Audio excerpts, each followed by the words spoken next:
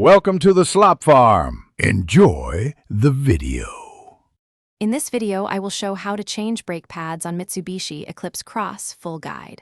First, park on level ground, engage the parking brake, chock wheels, and loosen lug nuts before lifting. Use a proper jack and jack stands to secure the vehicle. Remove the wheel, inspect the rotor and caliper, and organize bolts and hardware. Work methodically to avoid mistakes and keep parts clean and labeled for reassembly.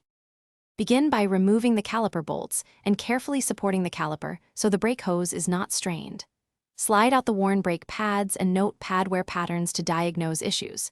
Inspect the rotor for grooves, scoring, and thickness using a micrometer or caliper. Clean the caliper bracket and apply brake cleaner to remove dust and grease.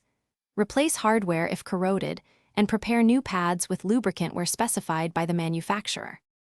If you're finding this helpful, please subscribe and like so I can keep making useful content.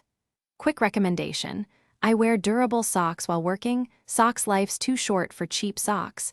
Go darn tough with a lifetime warranty. Great for garage days and long projects.